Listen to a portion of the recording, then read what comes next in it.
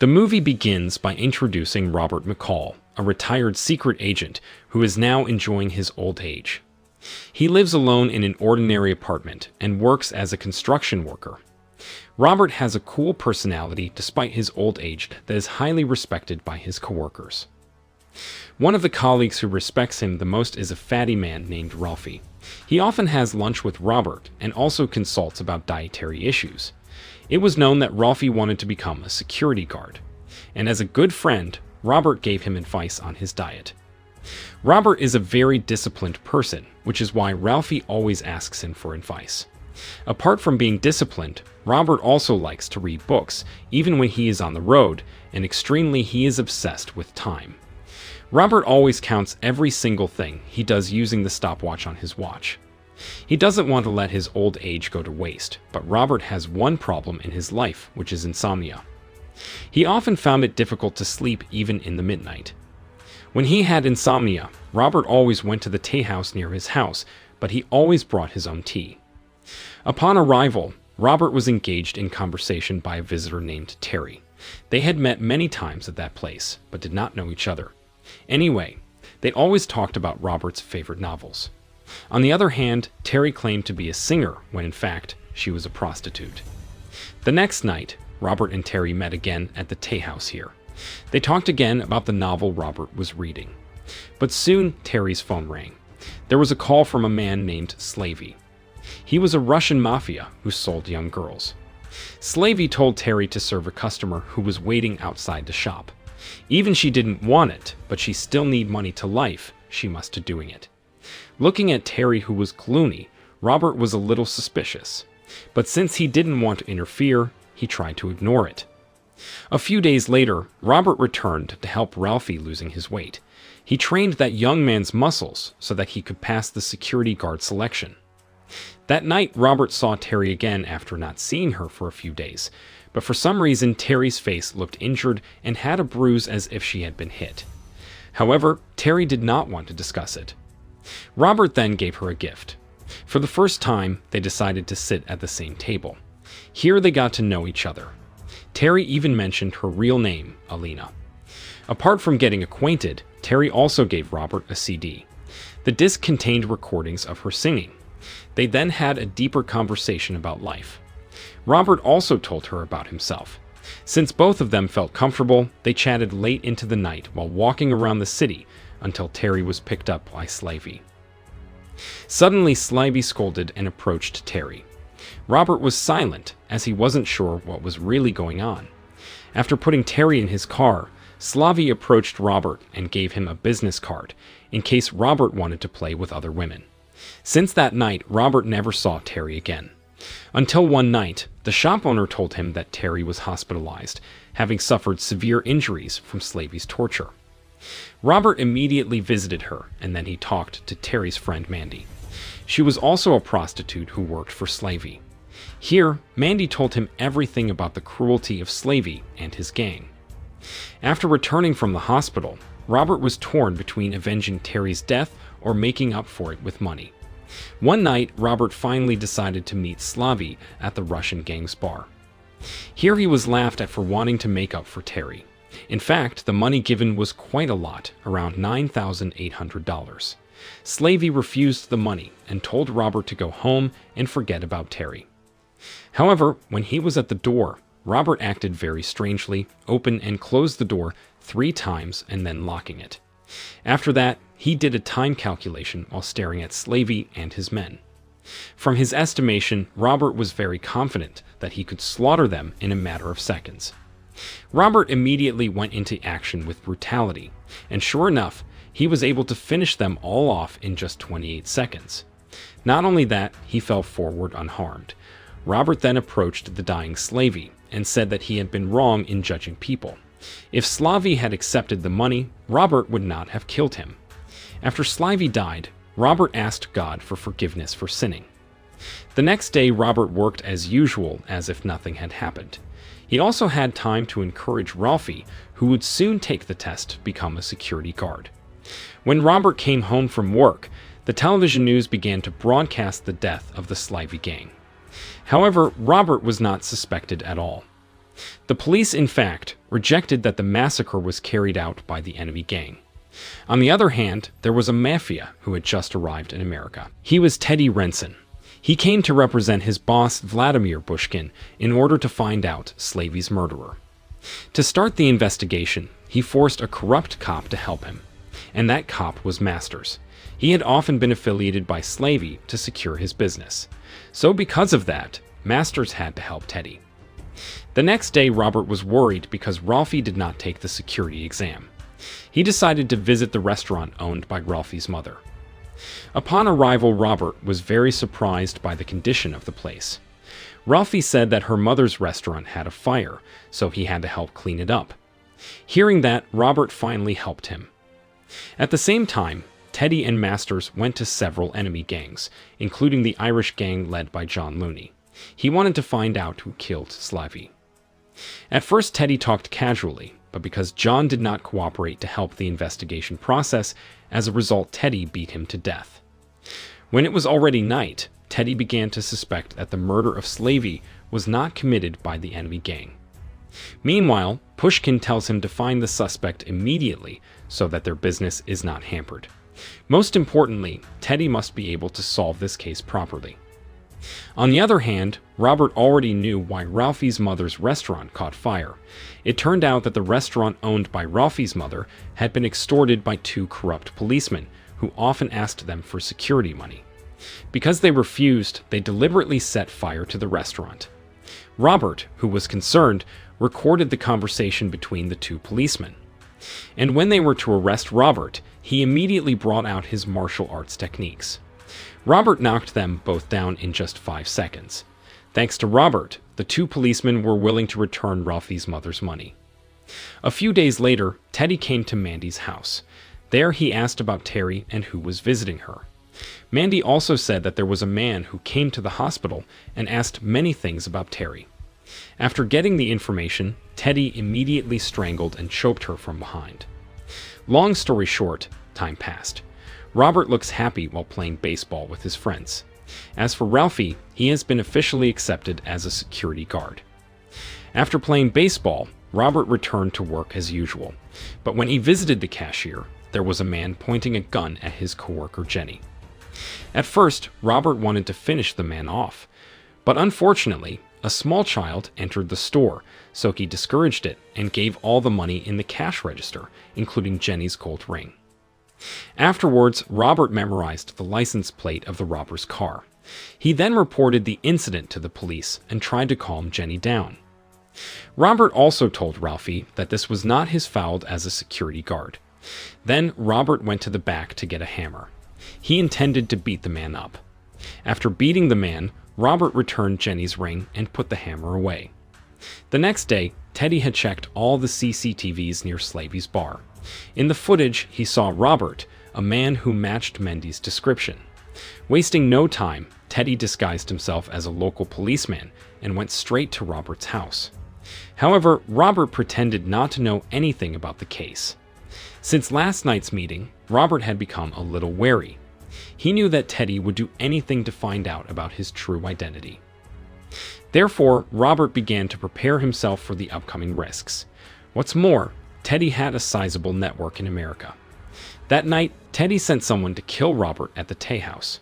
The person was disguised as an electrician officer. However, his cover was immediately blown by Robert, so he had to finish Robert off immediately. But with just a book, Robert was able to kill the man. After that, Robert led Teddy and the corrupt policeman to a deserted factory area. There, he immediately hid and then beat up one of that cops. He also didn't forget to take his cell phone. Robert went home and immediately treated the wound on his leg. Meanwhile, Teddy followed him. But when they went inside, Robert was no longer there. As it turned out, Robert had a secret room in his house. He had also equipped his house with hidden cameras, so he could watch Teddy and his men's every move. Unable to find Robert, Teddy decided to leave. Robert, who started with Teddy, eventually chose to visit his old friend Susan Plummer. She is a former high-ranking official in a secret agency. Susan lives in a far region with Brian Plummer, her husband. Here it is revealed that Robert was once thought to be dead for forging his death. But this time, he will rise from the grave and finish off the gangsters. He went to Susan to ask for information about Teddy and his gang. Susan immediately gave him some data about Pushkin, Masters, and also Teddy. From the data, Susan tells him that Teddy is a former Russian special forces with the real name Nikolai Yachenko. After getting all the information, Robert stayed at Susan's house, but couldn't sleep at all. Susan also asked why Robert would want to do this for a girl he had just met. Robert couldn't answer that question, but clearly he was very sure that his actions were correct. Robert then asked Susan for permission to be brutalized again. Brian initially wanted to help, but Susan forbade him because Robert certainly didn't want to burden anyone. And without delay, Robert immediately hunted down the first target. The one he was going after was the Masters. Robert hid in the garage of his car and then ambushed when Masters went inside. Robert then locked him in the car with a gas hose inside. Robert would kill him with the gas if Masters did not cooperate. Masters did not want to open his mouth about Teddy's plot at first, but over time he gave up and wanted to help Robert. Not long after, Masters drove Robert to Pushkin's factory. The factory was the site of Pushkin's various illegal activities, starting from the manufacture of illegal stuff until money laundering. There Robert wanted to meet Pushkin's men named Andrew. When they met, Andrew seemed suspicious of Robert's presence. He also pointed a gun and Robert was easily able to grab the gun, then turned the situation around. Suddenly, Andrew and the others were immediately frightened. This situation was also used by Robert to disrupt the business. He deliberately distributed some of his money to the employees there. Meanwhile, Robert decided not to kill Masters. He knew that Masters used to be a good cop. But because his life was poor, he began to make money by corruption and taking bribes from Pushkin's henchmen.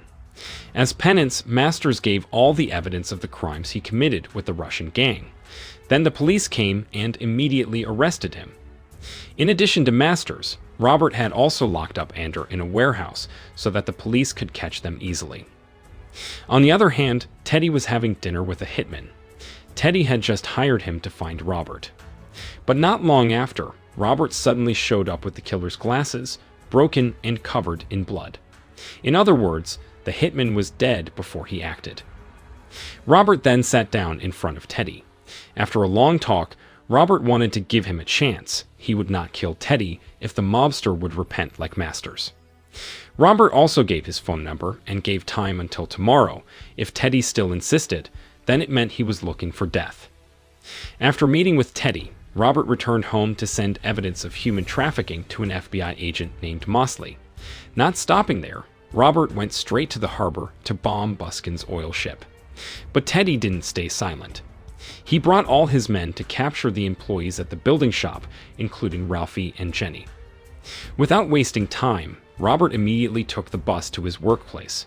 Meanwhile, Teddy ordered his men to shoot at the bus, but Robert seems to have gotten off first. And not long after, there was the sound of music playing. Suddenly, Teddy's men took Ralphie to deliver him to the source of the sound. From here, Robert began to terrorize Teddy's men. He didn't even hesitate to kill them. Robert then turned off some warehouse lights and asked Ralphie for help to divert attention, so that he can be free to kill. After killing 2 people, Robert told Ralphie to take hostage out secretly. And while Ralphie was moving, Robert set up several traps for Teddy and his men. Robert really didn't give Teddy any mercy. He killed them all with a cold stare in a very sadistic way.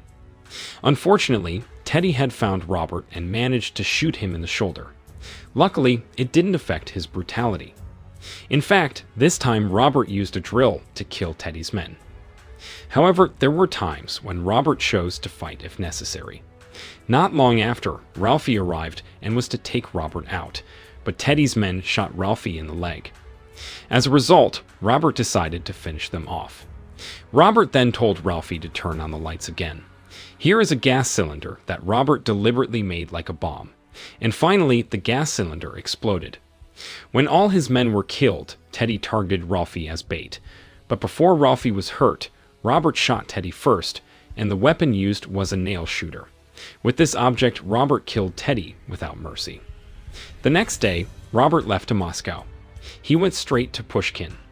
After killing all the guards, Robert then kills Pushkin with electricity and makes him very tortured. At the end of the movie, Robert meets Terry again. The girl was very grateful for helping her get this far. Terry also said that she had retired from prostitution and was now working like a normal person. Besides working, Terry continues to fight for her dream tie becoming a successful singer. Equalizer 2 begins with a train trip taken by Robert McCall. He intends to visit Turkey. Here Robert's appearance is very different from usual. He is now disguised in the clothes of the local people.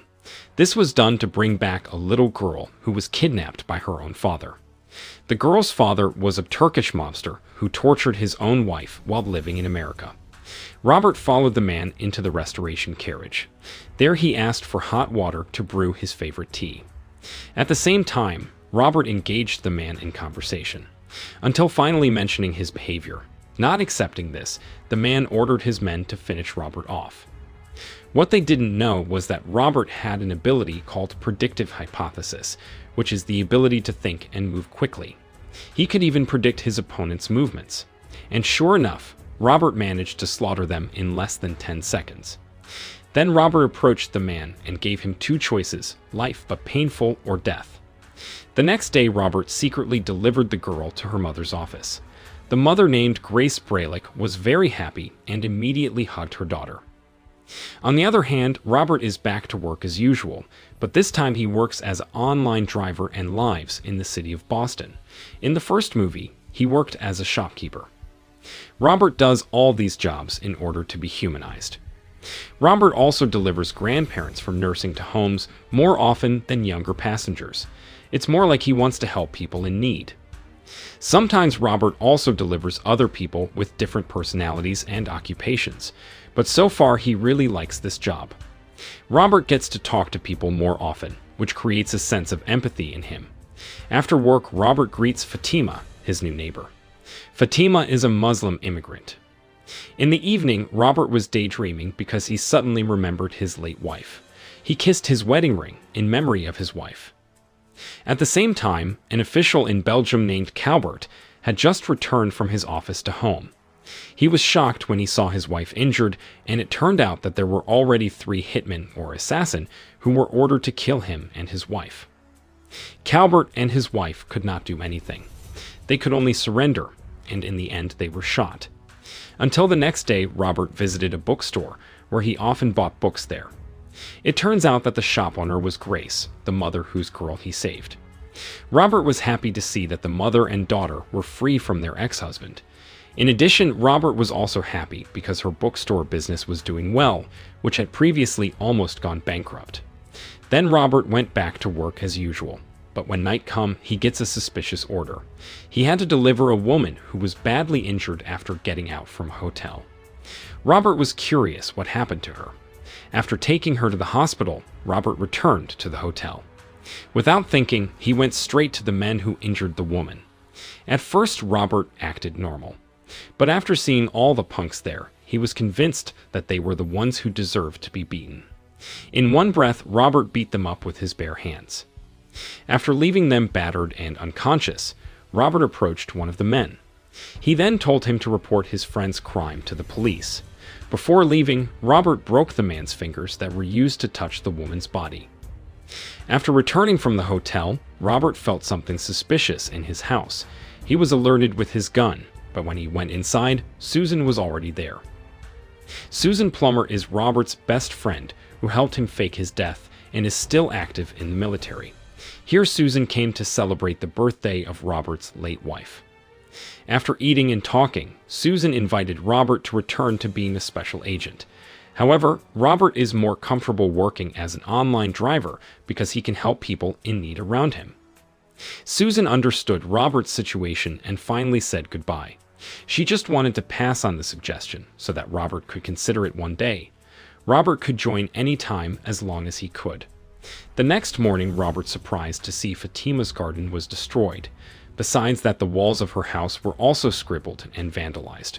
According to Fatima, it was naughty children who did it. As a good friend, Robert helped her to clean the wall. While cleaning, he was approached by another neighbor, Miles Whitaker. Miles is a high school student who often skips classes because he has to work side jobs. He then offered to help clean the wall as long as he was paid $350. But because it was too expensive, Robert refused. The next day, Miles came again and lowered the price of his services, so Robert was willing to accept his help, but on the condition that Miles could not skip school again. On the other hand, Susan is having a meeting with her colleagues at the agency, including a man named Dave York, who is Robert's best friend too. In this meeting, they discuss about the Belgian official who was murdered. It turns out that he had cooperation with his agency. Therefore, Susan must find the killer. At the same time, Robert was talking to the old man he often delivered. This old man is senile, so his story is always digressing and unclear. Sam Rubinstein's old man told him that he and his brother were separated after the World War.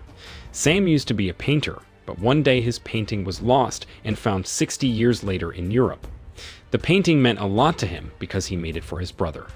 But the painting was auctioned off without Sam's consent. Unfortunately, he couldn't prove that the painting belonged to him, and now he had the proof. Robert, who felt concerned, finally met Susan and her husband, Brian. He wanted to ask for help to find out about Sam's painting, because she happened to be going to Europe too. The next day, Susan arrived in Belgium along with Dave. Here, they immediately investigated the official's house. It was discovered that the official's name was Calbert. He had an important position, so his death was quite suspicious for Susan. After investigating his house, Susan immediately went to her hotel room. Suddenly, Susan was attacked. A fight ensued. Despite fighting back, Susan was eventually cornered by the two robbers. And unfortunately, without knowing what happened next, the scene immediately moved. On the other hand, Robert was talking to Miles after delivering Sam to the nursing home. Miles is seen cleaning up the graffiti of the bad kids and intends to draw graffiti to make it better. It turns out that Miles has been good at drawing since he was a child, but unfortunately Miles' life became grim when his brother was shot by an unknown person, even though his brother is a potentially great boxer.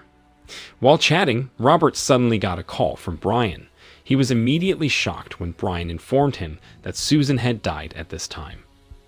Without thinking, Robert rushed heading to Washington, D.C. for mourn Brian and Susan's home. There, Brian looked devastated because his wife died tragically. But until now, Brian still doesn't believe that Susan was killed by a robber. If it was a robber, Susan's gold ring should also have been taken. But in fact, the ring is still there. And Brian also asked Robert for help to investigate this case, because Brian doesn't really trust the agency. Without taking time, Robert immediately hacked Susan's computer files and cell phone to find out the suspect. On the other hand, the robbers who attacked Susan received a call from an unknown person. But when the call was received, suddenly there was a big explosion there. And unexpectedly, the bomb was detonated by the same assassins. They consist of corrupt former CIA agents. A few days later, Robert decided to meet Dave in Washington, D.C. Suddenly, Dave was surprised to see Robert still alive. All this time, he thought that his former colleague was dead. Robert, who did not want to waste time, finally immediately discussed Susan's death. He has investigated the autopsy results, which prove that Susan did not die from robbery. The woman was apparently killed by an expert. Judging from the knife stab, it was clear that the killer was a secret agent. Dave was ready to help if Robert needed help. The next day, Robert reopened Susan's files, especially those related to the Calbart murder case. From the file, Robert concluded that Susan's death had something to do with the Calbart case. It could be that the mastermind of all this is the same person. Robert immediately told Dave about his conclusion. After contacting Dave, Robert was a little worried because Miles rarely came to draw graffiti. Robert had seen him going out with the neighborhood gangsters, even though the young man had promised to live a normal life. Because Robert cared, he immediately went to the gangster's place with his gun. There, Robert beat up some of the guards who got in his way. Then Robert forced Miles to go home and go back to drawing. It's a pity that a young man like him works as an illegal stuff dealer like the gangsters. But Miles didn't seem to like Robert's controlling attitude. Seeing that Miles was disobeying, Robert immediately taught him a lesson by saying that the gangster's life must deal with killing or being killed. In the end, he wanted to follow Robert's advice. Since that incident, Miles also resolved his gravity and returned close to Robert. Besides that, Robert will also give him a job as a painter if Miles wants to read books diligently. The next day, Robert got a very suspicious passenger. He asked Robert to take him to the airport. But Robert deliberately stalling for time to see the man's reaction. And sure enough, he suddenly pulled out a knife from his coat pocket. Luckily, Robert immediately swerved his car, causing the man to fall. After that, it was Robert's turn to beat him up. Even though he was driving, Robert could still be brutal. He could even kill him without getting out of the car. Robert then went to a quiet place to burn the man in his car. Robert didn't want to deal with the police. But before burning him, he hacked into the man's cell phone to find out who the boss was. From the information he got from the cell phone, Robert finally revealed the real mastermind, and unexpectedly, that person was Dave. All this time, he was the same assassin leader who had killed Calbert and Susan. Robert couldn't figure out why Dave had the heart to kill Susan. Dave then replied that he had to do it, because Dave's division was closed after Robert was reportedly killed several years ago. And since then, Dave has been short of money, so he is looking for a side job as a hitman. Dave then explained that Susan's death was not his plan. But since Susan knew about Robert's death and Calbert's death, then she must also be killed. Worse still, Dave doesn't work alone. He also invited Robert's other former colleagues Ari, Kovac, and Resnick. Robert was very disappointed with them. Robert then said that sooner or later he would finish them all. After meeting with Dave, Robert immediately visited Brian's house. He was sure that Dave and his people would definitely kill Brian, because they had a lot of information about the Calbert case. Luckily, Robert arrived first. He immediately took Brian away from there. Robert then took Brian to a safe place. Then he immediately called Miles, who happened to be painting his house. Robert immediately told him to hide behind a bookshelf, because Dave would come soon. Frightened, Miles went into the secret room behind Robert's bookshelf. Then the tense moment happened. Dave almost found Miles behind the bookshelf. Fortunately, Robert saw this through the CCTV camera. He immediately distracted Dave by calling him. Robert said that he would wait for Dave and his team outside the city. Seeing Dave leave, Miles immediately came out of hiding. But when he checked out, it turned out that Dave was still there. As a result, Miles was held at gunpoint by all of them. Meanwhile, Robert has arrived in a town to prepare a massacre plan. He deliberately went to that place because a windstorm was happening. That way Robert can kill them without being seen. On the other hand, Dave and his team caught up with Robert while holding Miles hostage in the trunk of the car. Dave also killed a policeman who got in his way. Upon arrival, Dave and his men split up. He chose to monitor from the top of the tower, while the others would search for Robert from place by place. Here, Dave's man, Kovac, entered a workshop, and Robert was already there. Robert did another brutal thing. He shot Kovac with a fisherman's spear until the arrow pierced Kovac's stomach. Robert's second target was Ari. Robert lured him to the back of the house by posting pictures of Susan. When Ari was walking, Robert immediately ambushed and finished him with a knife. Then Robert set a new trap for Dave's last man, Resnick. He dropped some flammable chemicals in a house, and Resnick stupidly threw a grenade into the house. As a result, the grenade exploded and hit his own body. Feeling cornered, Dave threatened to kill Miles if Robert didn't show himself. Despite the threat, Robert continued to act calmly. He then secretly climbed to the top of the tower to invite Dave to duel one-on-one. But while Robert fought with his bare hands, Dave used a knife in this fight. Robert also managed to break Dave's eyeball, and after grabbing the knife, then Robert killed Dave very sadistically. After that, Robert immediately helped Miles, whose leg had been shot. He also invited Miles into the house. After treating Miles, Robert sat looking at the sea while remembering his late wife. At the end of the movie, Miles goes back to school as usual. He also diligently draws to realize his dreams as a painter. On the other hand, Sam is also finally reunited with his brother, who has been separated since the World War. all thanks to the help of Robert. Meanwhile, Robert chose to stay in his old house and stay away from the gloomy urban world. The movie ended.